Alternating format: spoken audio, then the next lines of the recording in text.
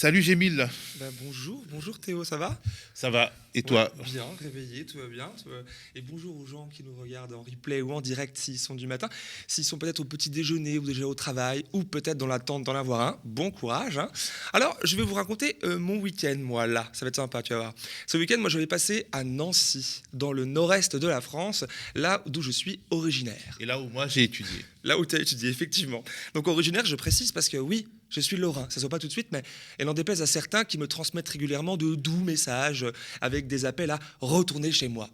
Je suis des Vosges, donc du coup, bon, voilà, bon, peu importe. Bon, c'est un autre problème quand même. Hein. C'est un autre problème, mais peu importe, j'aime bien un petit message au passage. Alors, mon week-end à Nancy, de la famille, des amis, des concerts, de la bière, c'était super. Mais si j'ai encore un peu la gueule de bois, ce n'est pas la faute des degrés consommés, mais du montant des loyers.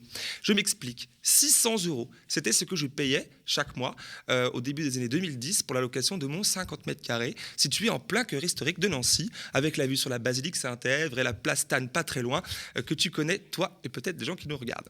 Bref, the place to be pour un loyer honnête.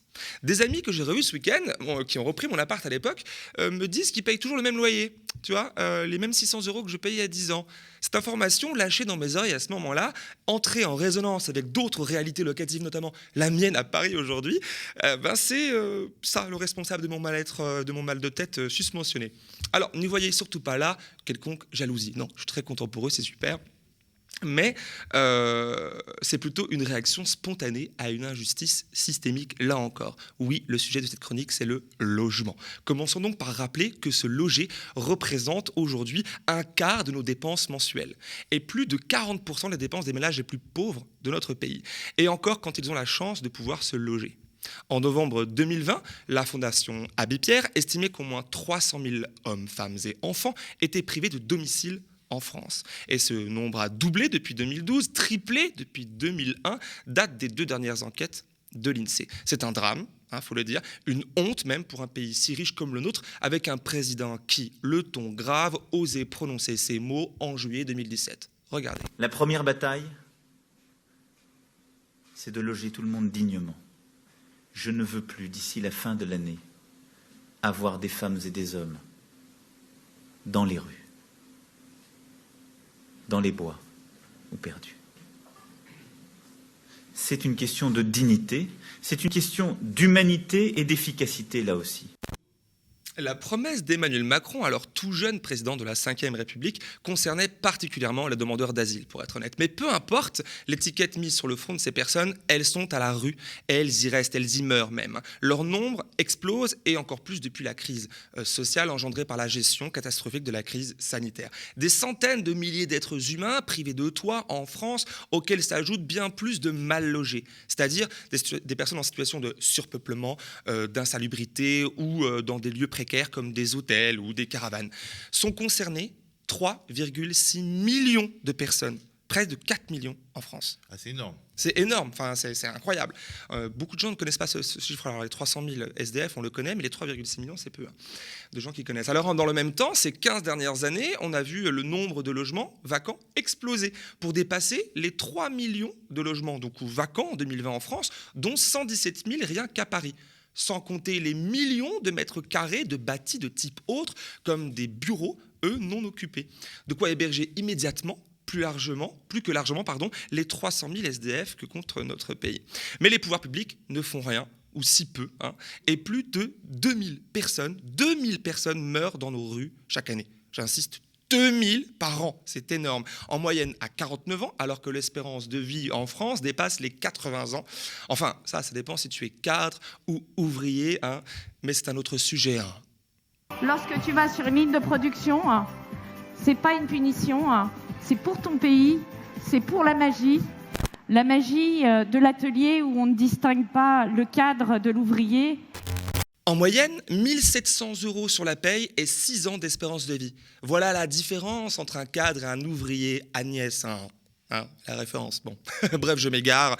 Revenons à nos moutons. Alors, autant de souffrances, autant de morts pour une question de logement en France. France, la 5e puissance économique mondiale, est une abjection, tout simplement. Plus encore quand on voit le train de vie des autoproclamés élites, des aussi membres de la classe dirigeante, comme cette énergumène que nous voit à l'instant, et plus largement de la poignée d'ultra-riches qui possèdent tout. Ceux-là même qui sont régulièrement éclaboussés par les scandales d'évasion fiscale. Oui, les 11 000 milliards, non, les 11 300 milliards des Pandora Papers, une somme si ouf, déjà plus personne n'en parle, n'est-ce pas? C'est comme d'habitude, vite le prochain buzz. Alors, c'est quoi le buzz en ce moment? C'est Poutou. Voilà, c'est ce qu'on vient de dire à l'instant, tu vois.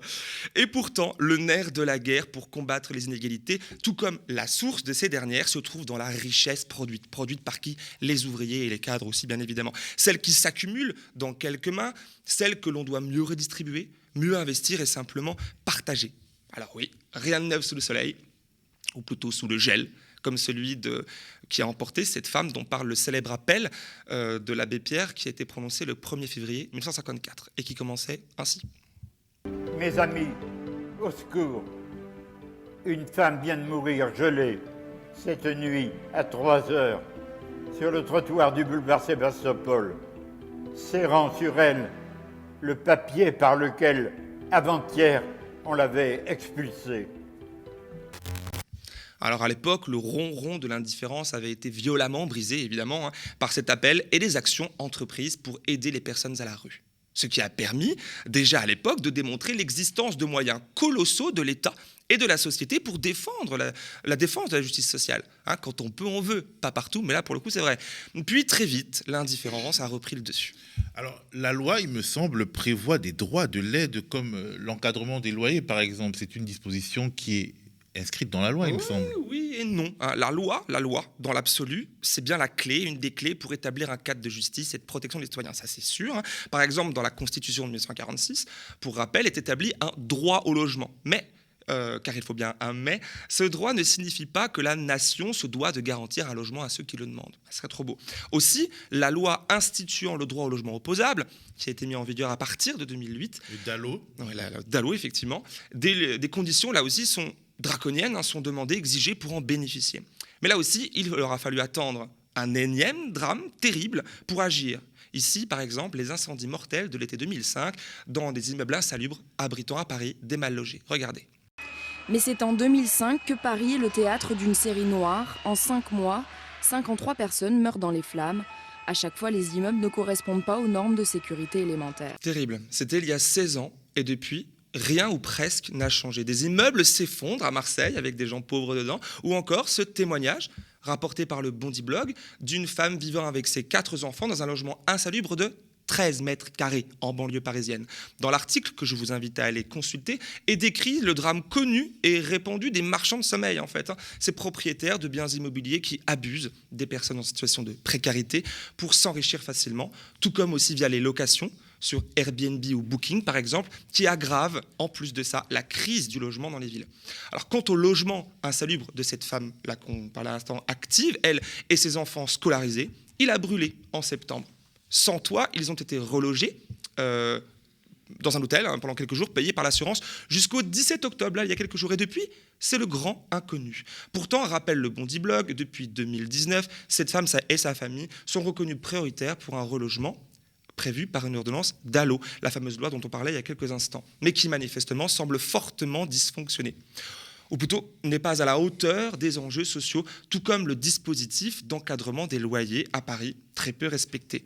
Tout ça ne semble, en tout cas à mes yeux, qu'un pansement sur une jambe gangrénée. J'ai mis le pourquoi rien n'est fait. Quel est l'intérêt d'une telle situation pour le pouvoir? Après tout, il aurait peut-être intérêt à régler ça et à le mettre à son actif. Ça dépend des gens au pouvoir, pour commencer. Et puis, laisser une situation sociale comme ça se dégrader, organiser une précarisation de pans entiers de la société comporte en réalité pas mal d'avantages politiques. Résumons-en 2. Déjà, cette situation résulte d'abord d'une croyance, une vraie religion et son dogme qui est imposé sur la société. Ça s'appelle le capitalisme, en fait, le libéralisme. Le business passant avant nos vies, laisser la question du logement entre les mains du marché, c'est la règle. Qu'importe si ça tue, qu'importe si, comme se soigner, le se loger est en quelque sorte un service vital qui devrait être placé en dehors des lois du marché. Attends, ça me dit quelque chose. C'est qu'il est des biens et des services qui doivent être placés en dehors des lois du marché. Ensuite, la précarisation et le sacrifice, ça fait toujours du bien de revoir ce petit passage parce que ça marche à tous les coups et c'est jamais respecté. Alors je disais, ensuite, la précarisation et le sacrifice de millions de personnes sur l'autel du profit forment un intérêt politique. politique pour la droite au pouvoir. Parce que plongés dans la précarité et noyés de discours de haine et de division, ce sont autant de potentiels électeurs prolétaires gênants qui sont écartés des urnes. Trop occupés à survivre et souvent convaincus que leur sort, c'est une fatalité, alors que pas forcément. Alors oui, Macron démission, oui, mais pas seulement, car ce phénomène est en réalité supranational. Il s'observe partout où la société est gérée comme une entreprise, où tout est transformé en marchandise. Alors on va sortir un peu de la France pour parler de Berlin. À Berlin, où 85% des habitants sont locataires, contrairement à Paris où on est 67% à l'être.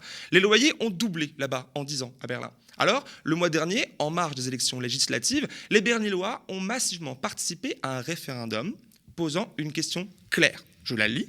Êtes-vous pour ou contre la communalisation, c'est un mot qu'on ne dit pas souvent, de 240 000 logements, c'est-à-dire le rachat de ces logements par la ville comme une sorte de nationalisation, afin de lutter contre la hausse des loyers. 56% des personnes ont répondu oui.